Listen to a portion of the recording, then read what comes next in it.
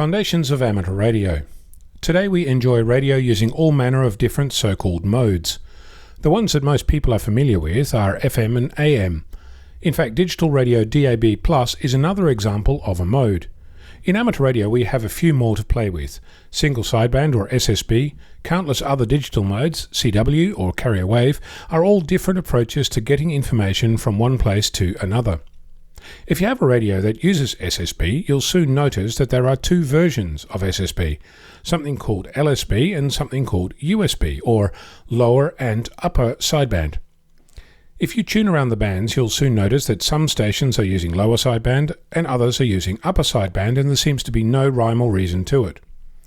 Actually, there is a method to the madness. First of all, commercial and military HF radio all use upper sideband all the time. Radio amateurs are a bit more traditional, and we have the following basic convention. For voice signals on frequencies lower than 10 MHz we use lower sideband, and for signals above 10 MHz we use upper sideband. There are exceptions to this. RTTY, one of the digital modes, uses lower sideband regardless of frequency, and all the other digital modes use upper sideband. Confused yet? Here's another way to think of it. Everyone uses upper sideband except for RTTY and voice below 10 MHz on amateur radio. So why are we doing these kooky things to ourselves in amateur radio? First thing to note is that it's not random. We didn't just wake up one morning with this idea and said, let's do that. Sideband was first figured out mathematically in 1914. A year later it was made into reality by John Carson, who used it to carry more long-distance telephone calls across the AT&T phone system. There were on-air experiments, and in 1933 the ARRL board instructed the technical staff of QST magazine to investigate the feasibility of single sideband carrierless phone transmissions on amateur frequencies. There's lots to read about this in the January 2003 edition of QST magazine, if you're interested. It's a fascinating read.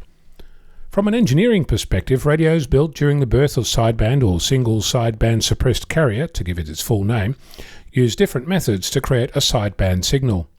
One method was to filter out the part of the sideband you didn't want. The other was to use phasing to add or subtract two signals and create a sideband signal. Creating a filter was hard. Creating a phase difference was much simpler to achieve.